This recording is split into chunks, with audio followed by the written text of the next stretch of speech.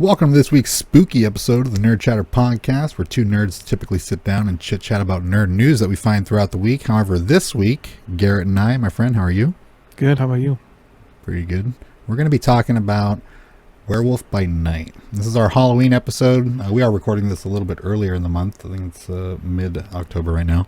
We're going to be out of town, so we're going to schedule this for release on Halloween weekend. We were originally going to talk about Hocus Pocus 2 and the original Hocus Pocus film, but Werewolf by Night dropped on a pretty convenient time, so we figured that we'd switch over to that since it is pretty sick, right? Do you agree? Yeah. I agree. It's a watch for sure. If you're kind of tired of your more cookie cutter Marvel experience, this was definitely a trip. So yeah, I'm not going to do any free games. We'll have that in the Discord if you want to check that out. Link for the Discord is in the description below. I'm not going to do a Twitter post for it because I'll be out of town. But you can check it out there. We'll have the free games in the free game section, ironically enough. But Werewolf by Night is... I'm going to kind of just do a synopsis off the top of my head here. You have a group of individuals, right, who are summoned to a location where I guess these individuals hunt monsters, and she makes reference to them being masked, so I think they do so, with some form of anonymity, but kind of like bounty hunters for monsters, right? And they all go to this one place for a meeting where a woman, what's her name?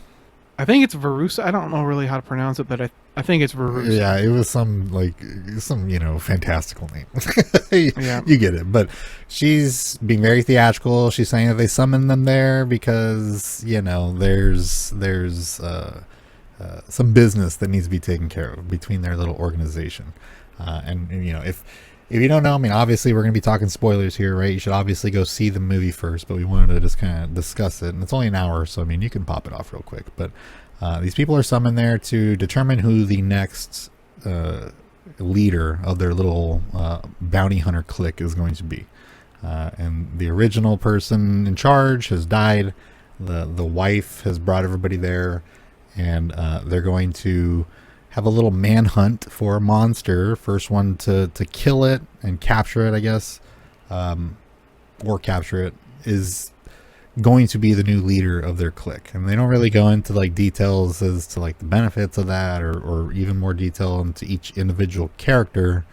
But then a little hunt ensues, and then it goes off into a kind of a different direction in terms of plot, and one of them is there to help the monster get freed because they're a monster. Turns out that is Werewolf by Night. They find out, and then bloodbath ensues, and then it just kind of ends in a nice little cap to a small story.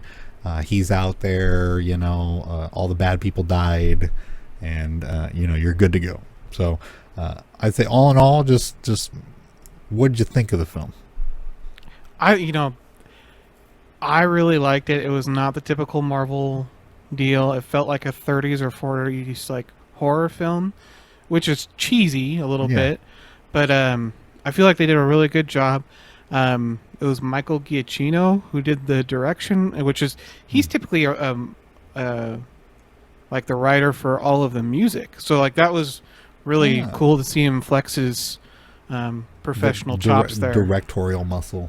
Yes. That's interesting. I like that too, because you want to give creatives the opportunity to flex those muscles.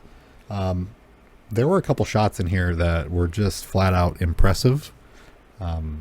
They're good enough to make an hour worth watching. You know what I mean? And I don't know if you know what scenes I'm talking about, but do you have any scenes in your mind that stand out as okay, that was really good?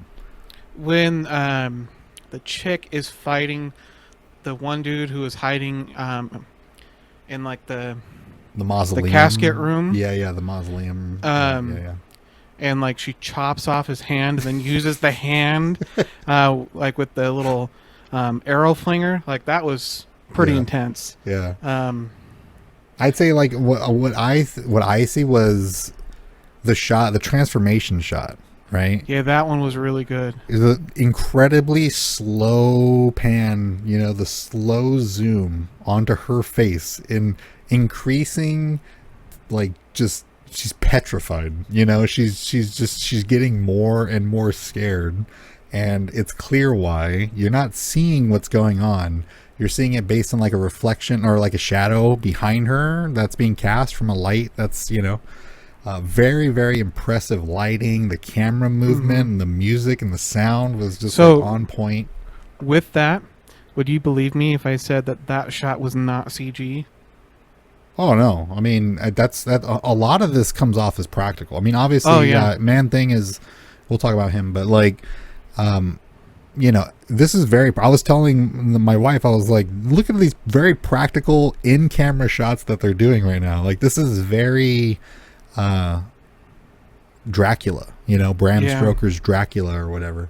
A lot of in-camera trickery, a lot of use of light and shadow.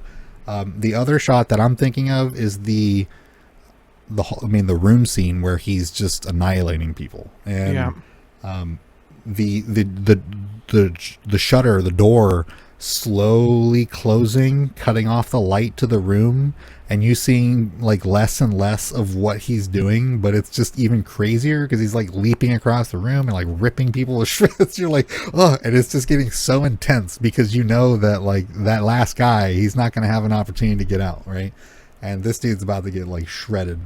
And then he kind of starts doing like the little schnicky Wolverine action on the door, like he's not harming himself when he's trying to like hack at that door, and he's making damage, you know what I mean? So that scene, and then the transformation scene, just they had such like beautiful cinematography, like just the concept behind the shot. You could tell that the dude was like laying in bed just thinking about that shot.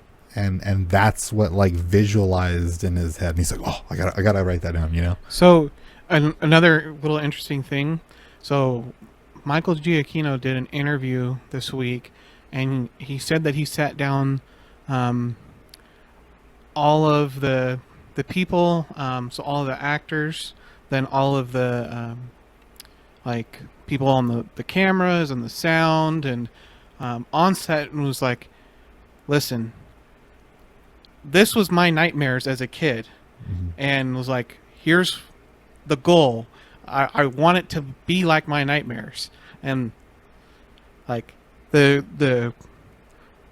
intensity that you see in that comes from that. Yeah, dude's genius. Yeah, I mean those are not standard director shots. Those are not your like Michael Bay or your Snyder type of like shots, you're even like your by this point Tim Burton type shots. Like this is like an expressive art form. It feels genuine and creative and unique and just fresh, you know what I mean? So it's like, okay, so this person means business. This is more of like a Quentin Tarantino type of brain that we're working here with this director. It's like, I get it. It does have its moments, especially when people are just like chatting and just sitting around, like joking around or whatever. It does feel very Marvel. I'll give it that. It feels in universe to a certain extent. And that's something that I wanted to talk about, is where does this sit? What is the gem inside that? What is the Bloodstone? Is that the Infinity Stone? I don't think it's an Infinity Stone. People are speculating that it's happening in where we are in the MCU. There's no real proof other than it's post, 1980 some. That's because that was one of the on the end of the casket. They had like the date of the person's life and everything. And, oh, really? Yeah. Did you miss that? I wasn't looking at the dates and stuff. I was looking at names, and I told my chick, I was like, those names are probably like Easter eggs. They're probably like just casting directors and like key grips and shit. But there was dates, and one of them was in the 80s, so it's at least after the 80s. Okay. I was But, looking at clothes. I was looking at the musket that she whipped out. Like, I was like, what time are we? You know, I was like, Yeah. are those Gucci? Those Gucci shoes that dude's wearing? Like, what is this? Like, when are we? What is it? Is it a movie? Is it just a stylistic choice to do it in black and white? Is it not referencing a time frame? But I didn't catch the 80s reference, which would imply that it's most likely 90s or now, you know, like maybe it's late 90s. But why would it be black and white, you know? I think. I mean, I don't know about the black and white, but you know, at the end when the chick gets the bloodstone and like she's like sitting down and everything's coming to like color. I don't know if that's or I'm pretty sure it's like a symbolic thing of like she was meant to have that or something, and like everything's coming to life because bright of that. red that her clothes changes to, which, I mean, in my mind I was thinking beige, you know, like peacoat.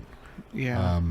But she turns to, I was like, Scarlet Witch? Like, what is this? I was like, no, this wouldn't be like an old Scarlet Witch. Like, that's not how Scarlet Witch works, you know. So yeah, I was a bit kind of thrown off on that. You know, you got Man Thing. What do you think about Man Thing? I love Man Thing. Yeah, Ted, yeah. Theodore Ted, I forget the last name, but the story with Man Thing, it came out in the 70s. It is a Stan Lee creation. I'm not sure which one was first, Swamp Thing in DC or Man Thing in Marvel. Argue about that as you know, as you wish. But you know, when it comes to that character, what it is a scientist who's trying to recreate the super serum, you know, Captain America super serum. And his lab sinks into the Florida Everglades. And when he reemerges, he is Man Thing, and he looks like Swamp Thing, essentially. And he's not really, I mean, he's a villain, but he's not a villain. You know, he's one of those, like, anti-hero, whatever characters. A deep pull. Thing with it, though, is Man Thing is listed as a character having been involved with Midnight Suns, and people think, you know, you got the Marvels, right? That's going to be like their little side crew, right? Yeah. And then you got like Avengers, and you got Guardians, you got Midnight Suns, and a number of other characters that either are planned to be introduced in the MCU or already have. So you have a lot of key members from the Midnight Suns already existing in the MCU. And then you have, you know, I think Wolverine spent time in the Midnight Suns at one point. Like, he spent time in everything. So with Man Thing being associated, he is part of the Midnight Suns as well. It's like you have another character you can throw in there. I mean, it wouldn't be sticking true. It's like much like the original Avengers. You have like a certain lineup, but technically the Avengers is gigantic. Like, there's tons of, much like Justice League, you know. It's not just those 5 characters or what have you. It is like hundreds of characters over time that have been accumulated. And that's kind of how Midnight Suns is, but on a smaller scale.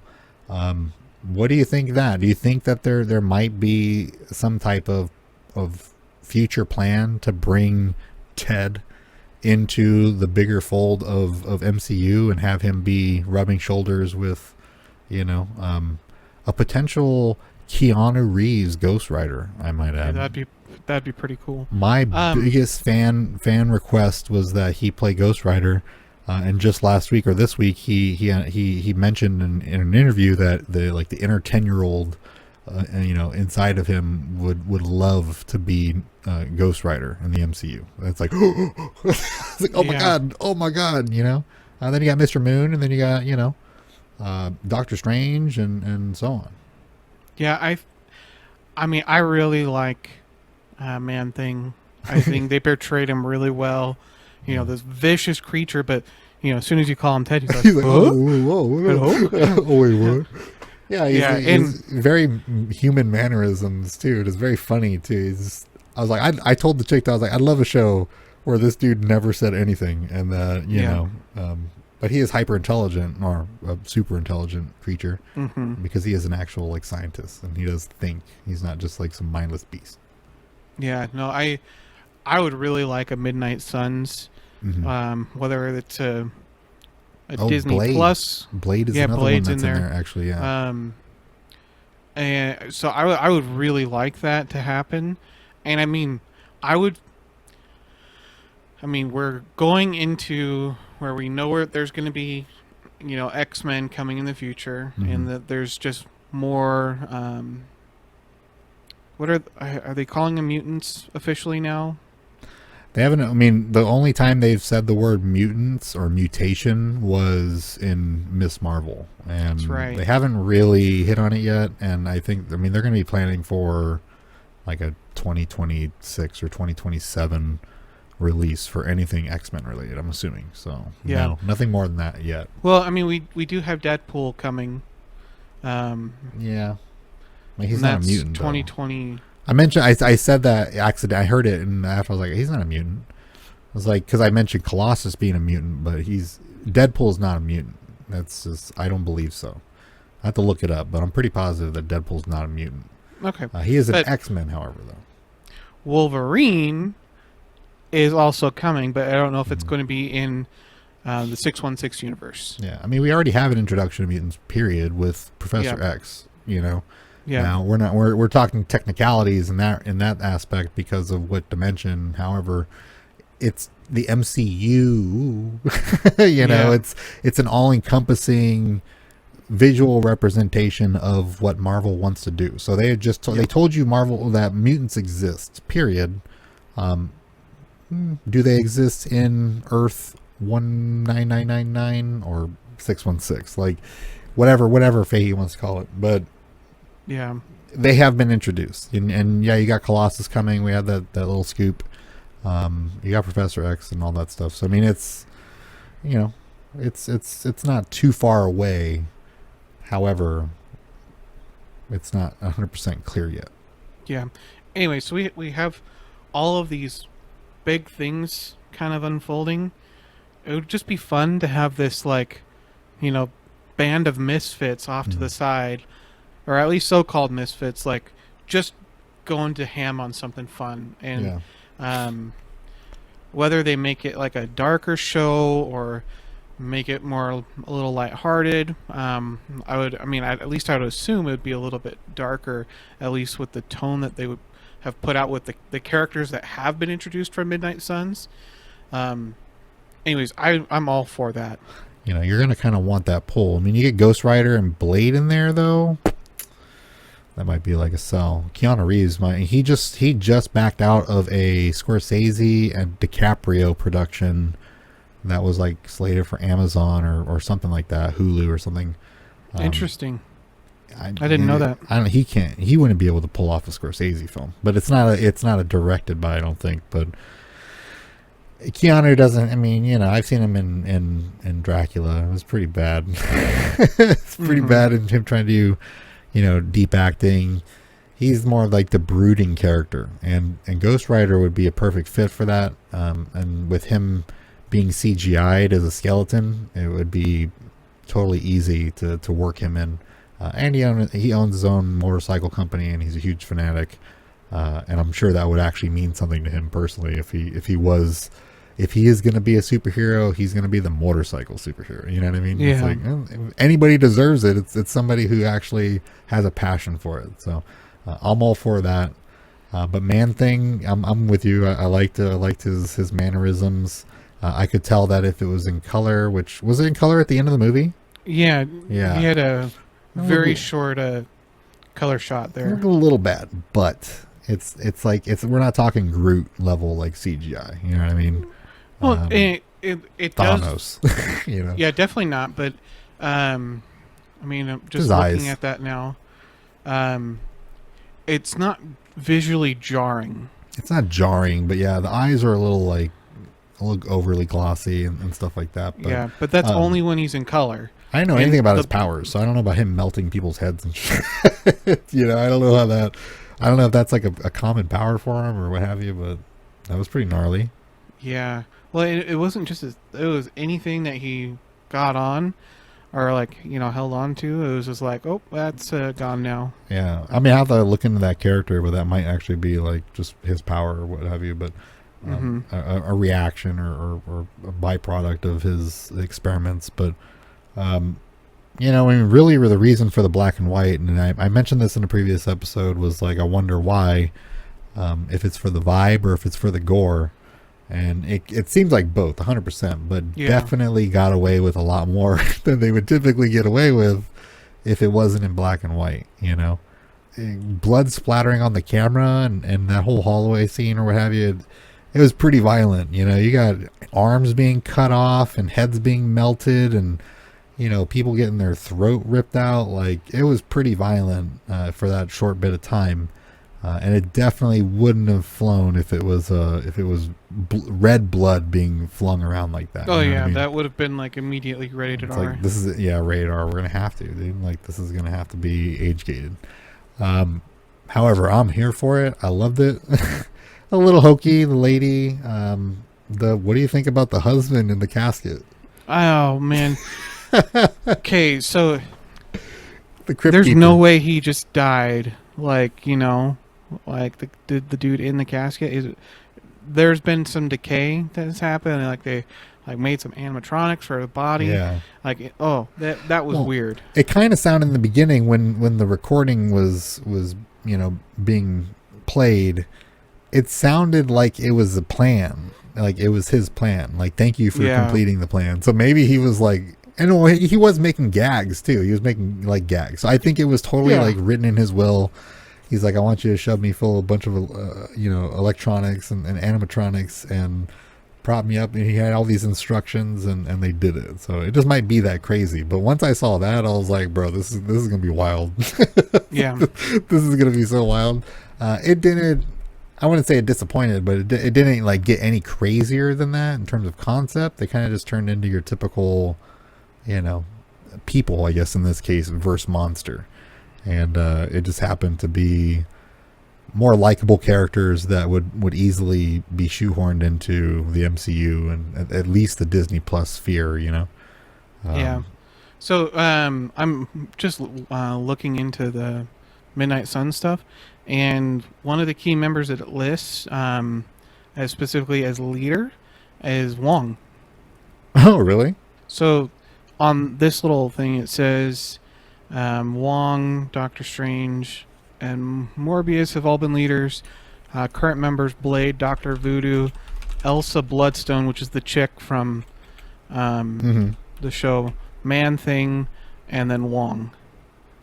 Interesting. Yeah, I didn't know who that character was. I was like, is that Jessica Jones? I was like, it looks like Jessica Jones. You know, you got Thunderbolts, right? They got their little faux Avengers set up, and they're probably gonna. Did you hear the Red Hulk reference in She-Hulk? I did. Oh my God, dude, they need to just relax. Just get that show off the air. It's ruining things. Just shut up. Like, just stop saying things. Just get through your little dating drama and just get off the air, because like that's just, now it's gonna cheapen when Red Hulk drops. It's like, ugh, just get out of here. And if we do World War Hulk and you know, Planet Hulk, like it's going to be corny, because people are just going to be thinking about stupid ass She-Hulk when they make Red Hulk drop. They're just trying to figure out how they're going to do it. Probably Harrison Ford. Yeah. So I mean, getting back to Werewolf by Night. I mean, me personally, I don't see it as going to be a consistent like style that they're going to emphasize in the MCU. I don't think that they're going to go and, you know, dig through the archives and find the Mummy version of an MCU character and have that tale and I mean, if they could have had a Morbius type of movie like this, you know, imagine Morbius in this type of setting, right? And then you just have those characters all be introduced in this style, and you have your own little pocket side universe that you can play with and introduce characters into, and then kind of bring them into the overall MCU. And I don't know, I just think that has to be a Sony issue. I mean, obviously they weren't able to do anything with Morbius. I mean, if they got the rights back to Morbius, they would probably do something like that, but I think it would have been cool if they had this as like a little subgenre within. What do you think? Do you think they're gonna build on this genre, or do you think it's a one-off? At least for the moment, it's gonna be a one-off. I think it would behoove them to continue that, pretty much exactly how you were stating. Yeah. If they were able to get the rights for some of those more fringe characters that do have a large place in the comics, but would be considered fringe in the cinema portion, that would be the perfect way to bring them in. And here we go. Nkantu, the Living Mummy, is a fictional character appearing in the American comic books published by Marvel Comics. Literally the Mummy, but it's a Marvel superhero. It goes on and on and on. There's Morbius right there on one of the covers. Wow. I mean, they got a whole... I mean, you got, Moon Knight is definitely within the realm of some a little more spookier, right? Yeah. So, I mean, you got a little subgenre. I'm totally for that, man. This world needs a little bit more horror. And maybe even like tongue-in-cheek, like, schlocky horror. This is schlock, right? This is intentional schlock. It gets a little cringy when you start intentionally trying to be schlocky. But I think this one pulled it off. And at the same time, just still felt like an MCU product. Which, I mean, some people have an issue with, but you still... That's a show of actual skill, Yeah. If you can still feel like you're within a universe, but feel fresh and unique and different, but also like they're connected. Like, that's an actual achievement that people should be praising. But I guess it just depends on what team you play for these days. But yeah, I think that would actually be cool if they just announce, because you got Marvel... Was it Marvel Knights? Yeah. Back in the day, you youngins, that's another team, right? Consisting of Daredevil, Punisher, is that Shang-Chi, Black Widow? Okay. So there's some options there too. Daredevil. But Marvel Knights in movie form were a side set of films that they produced that was to indicate that they had more mature content. This was before the MCU, or I guess say before, but it was when MCU was starting to get established, and they released... I think those Blade films were Marvel Knights films. Punisher, Warzone, I believe, was a Knights film. But there were a couple films, and if you look it up, Marvel Knights was what they called their more mature subsection of films that they wanted to differentiate from their X-Men films and their Spider-Man films, because at that time they weren't their own production company with their own subcategories of filmmaking. They were working with other other companies, Paramount and Universal for Hulk and Sony for Spider-Man and X-Men and stuff like that. So you had Marvel Knights as their subject. They could very easily now introduce the Marvel Knights again and just have it be where Deadpool lives, right? And where a standalone Wolverine movie would live. What do you think? Do you think that might be a route that they would go? Or do you think that they're just going to kind of play it by ear? I think they're going to play it by ear. I think they have to at this point. Punisher has to live somewhere, unless he's going to be completely pussified. He's a pretty hardcore. Did you watch the Punisher series? I did not, but that is rough. That is a hardcore series. Let's be real. I mean, if they can, at this point, if they can make Logan and Deadpool go on Disney Plus, I think they're willing and going to be able to push whatever they want out to make characters the way they should be. I think it's easy now to make that assumption because there's so few films to worry about that mature rating, that R rating. But I think if you're going to try to build something where you have these characters that are known for having more adult storylines, right? So you don't have to worry about that when it comes to a DC film. You see Black Adam melting people and just blowing things up and just killing people, flat out murdering people. It's gonna be hard pressed to find a villain in Marvel films who's just gonna go and start murdering people, right? And make it cool. It's oh, it's so cool that Black Adam is ripping people apart. It's all right. Marvel is not where you're gonna have that. However, you have characters like Punisher, you know, in certain, you know, you do have Ghost Rider, who is definitely a little bit more edgy. You know, Daredevil can definitely be considered edgy. Yeah. They gotta live somewhere if they're gonna expand on those characters individually and try to differentiate Captain America from Punisher.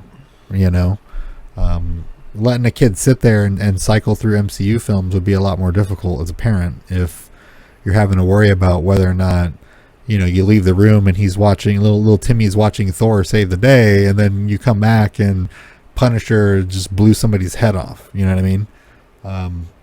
It's a hard balancing act with how they have it now. You know, and I think Deadpool is a little more tongue in cheek. And people know about Deadpool. However, you know, Punisher's inbound. I'm pretty sure Punisher's inbound. They got, I think Echo is where the rumors lie with him making an appearance. Blade is certainly not going to be for your child viewer. I mean, what do you think about Blade? How do you think that's going to go? I think it'll be rated R. I think it has to be rated R. It has to, yeah.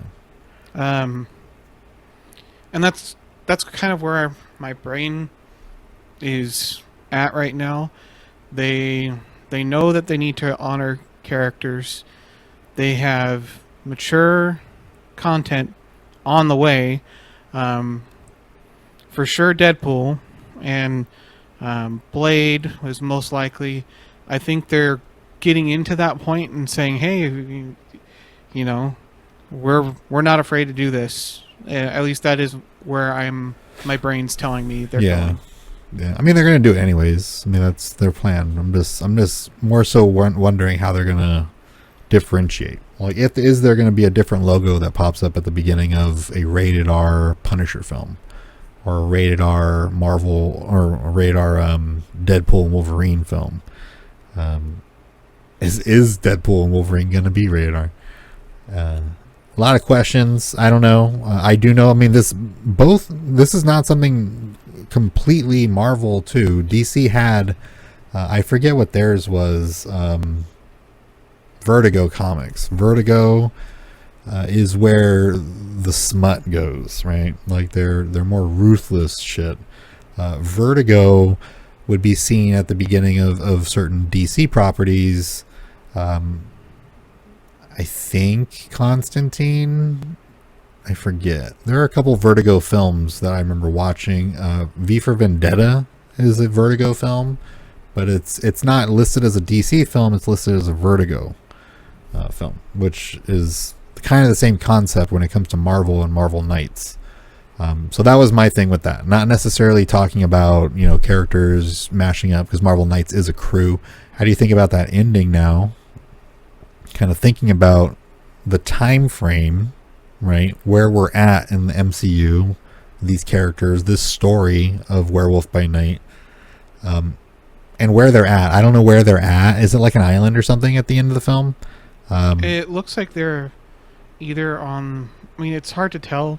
It could be in the middle of the woods. It could be like on the side of a lake or a river. You don't hear like running water. Yeah. But he's like in a little tent and yeah, made out of like branches and everything. Yeah.